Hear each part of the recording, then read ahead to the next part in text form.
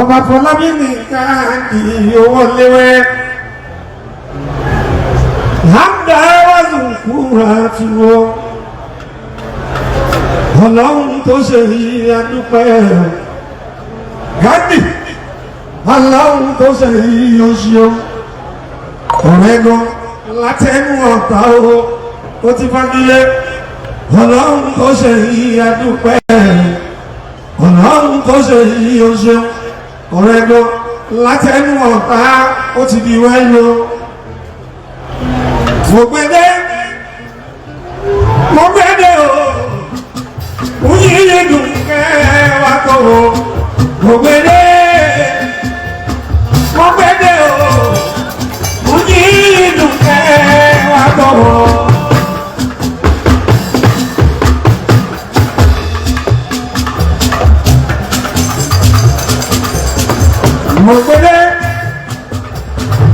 Mo gbẹ́dẹ́ o oyin dùn kẹ́ wá tó o akọni mo gbẹ́dẹ́.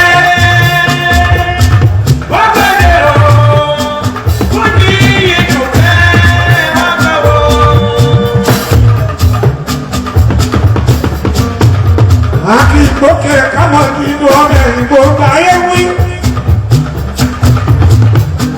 Àbíbábá jẹ́ ẹ̀rílẹ̀ ní àkọ́bí ó.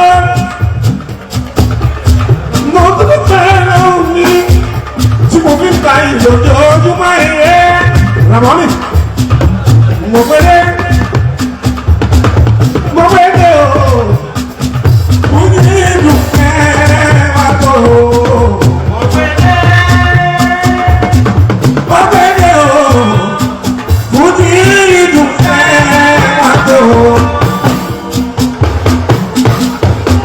Ìbá gbogbo ọbaládé lábẹ́ tó kàrà gbogbo ọbaládé gbogbo yìí òkí lóògùn kábíyèsí o Oba Afolabi ọlọ́dúnrí ní Ghandi ní ọba tuntun Soun sílẹ̀ Ogbomoso mo kí gbogbo ọbaládé lábẹ́ kábíyèsí ọba ti ní akọrẹ mo kí Oba Ghandi Afolabi Olaoye Soun Oki gbogbo ní agbé pátápátá o tó ń bẹ́ ní ìkànnì.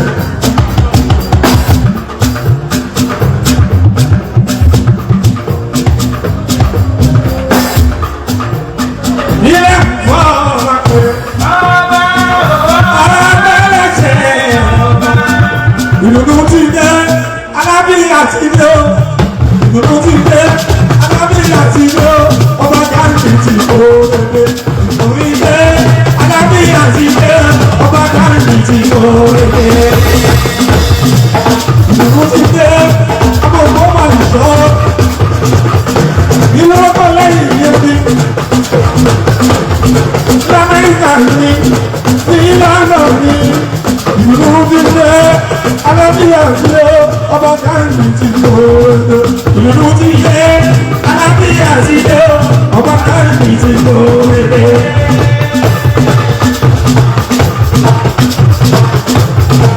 Oba Afolabi Olaoye Olaoye Yorùbá gẹ́gẹ́gẹ́gẹ́ ìgbà yá tún wà lára epo ọmọ kẹ́mi èkú ẹ̀yìn àwọn kẹ́mi ẹyẹ gbogbo ọmọ ìlú gbogbo ọmọ owó gbọ́ gbogbo ọmọ tó fẹ́ lájò wà nílé múlẹ̀lẹ́ ìdùnnú nínú Alábí àti ilé Oba Ghandi ti oore. Ìdùnnú ti dé Alábí àti ilé Oba Ghandi ti oore.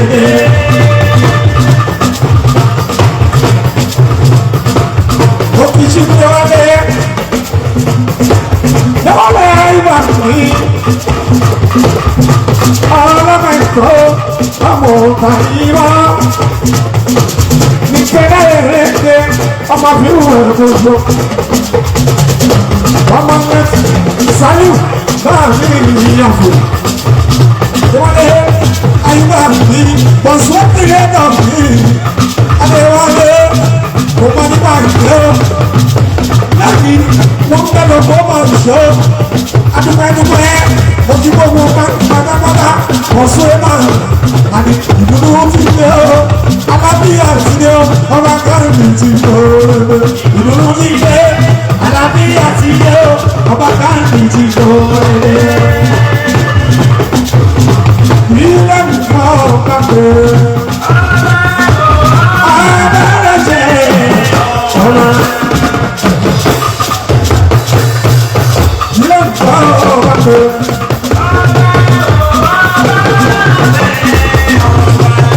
Oba Ghandi Oba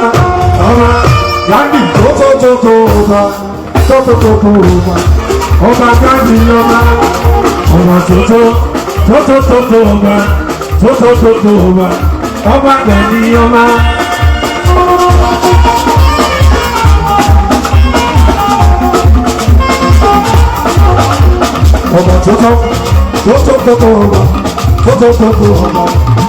Ghandi Oba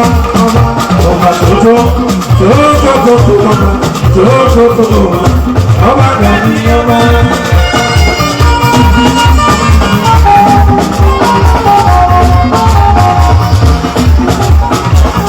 Ghandi Afolabi ó ti pẹ́rẹ́ wọn lóyìn adúgbò kúmọ̀lẹ́ àdúgbò ọlọ́kọ̀ọ́kọ́ òṣìṣẹ́ Ghandi má jọ pa lọ lórí wa má jọ pa lọ lórí wa má jọ pa lọ lórí wa má jọ pa lọ lórí wa ṣọ̀tà kò lè ràn lóyè olùmọ̀tẹ́gẹ́ ta kò lè ṣẹ́gun ní.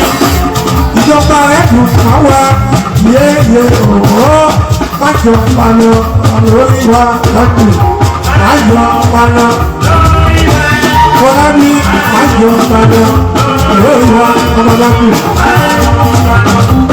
lórí wa Ghandi májọ paná lórí wa Ghandi gbàgbọ́lé lóye olùmọ̀gẹ́gẹ́ takòlé ṣẹ́gun ẹ̀ ìjọba ẹ̀dùn àwa yéye òwò májọ paná.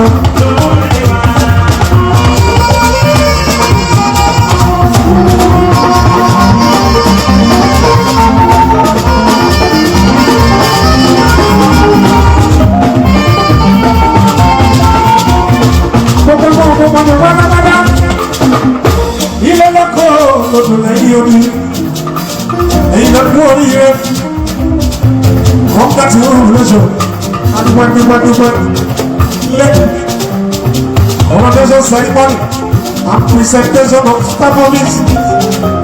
Mo kábíyèsí, Fọlá Abídé ìyàtọ̀, ọkọ̀ lórí, pastor music, ọkọ̀ ọ̀fẹ́ bá ti kú náà. Professor Soun Adébẹ̀lú, ẹ̀yẹ kó àdó ti yẹ ṣọṣọṣọ. Mo kí gbogbo ilé pátápátá. Gbogbo ènìyàn lẹ́yìn lẹ́yìn gbogbo yìí mo kí. Àkọ́kẹ́kẹ́rẹ́ àwọn mo kí gbogbo yìí. Gbogbo ènìyàn tó kú lùlù. Ọ̀gbọ̀dọ̀ kú wọ́n ní sínú ọmọ àgbà Buhari. Alájà Kúrúkẹ́t, Àkànní Adéọlá, ọ̀rọ̀ Ọlámídù. Gbogbo yìí mo kí lọ́mọ mi mo kí yíyan ṣeun ṣeun. Pásọ̀rọ̀ wọn ní ọmọ sẹ́kì ṣàmọ́ṣà dúdú gbogbo yìí mo kí. Láìsí àdìgún, alákòó méjì ni àbúrò mi dára gbogbo ṣòro wọ̀nyí. Kò ní máa jẹ́ ọlọ́run. Ògbómọ̀ṣọ́ ya kájọ débẹ̀ o. Ògbómọ̀ṣọ́ ya kájọ débẹ̀ o. Èèyàn máa l'Ògbómọ̀ṣọ́, èèyàn máa l'Ògbómọ̀ṣọ́, ìlú Ògbómọ̀ṣọ́ kò lè ní ìbàdàn. Ògbómọ̀ṣọ́ ya kájọ débẹ̀ o. Ògbómọ̀ṣọ́ kájọ débẹ̀ o. Èèyàn máa l'Ògbómọ̀ṣọ́ kò ní ìbàdàn.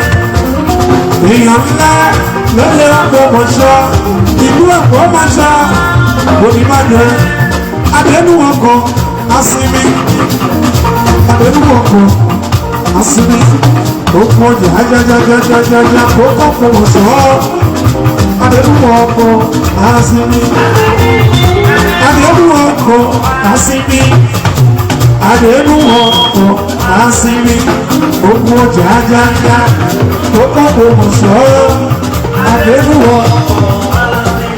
Rahmon, ìlú mi, ìlú Ogbomoso. Ó dára, ó lẹ́wà púpọ̀. Ibikíbi tí wọ́n lè wà nílé ayé mi ò lè gbàgbé Ogbomoso. Rahmon, ìlú mi, ìlú Ogbomoso. Ó dára, ó lẹ́wà púpọ̀. Ibikíbi tí wọ́n lè wà nílé ayé mi ò lè gbàgbé Ogbomoso.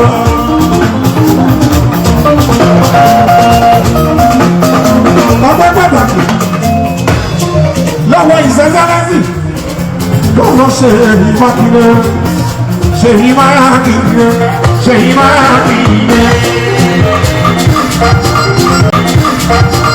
Thank you for watching. If you're new to this channel, consider subscribing so you won't miss out any of our latest video. My name is Afolabi. I'm a video director and TV producer of Akomolowe on African Magic. Keep watching Drivetv. olólùfẹ́ Drivetv àti gbogbo ẹ̀yin tí Fẹ́mi Sola ẹ máa wo Drivetv. Keep watching Drivetv. My name is Wole Agba. Taking this time out to tell you all that you keep watching Drivetv. What drive ẹ̀wọ̀n ní ògo ẹ̀? What drive ẹ̀wọ̀n fulfilment? What drive ẹ̀wọ̀n ní tó bá lọ? Ó ní iṣẹ́ rìn. Ibi ni kò máa wò Drivetv. Thank you. Chloe. Drivetv, driving you around the world.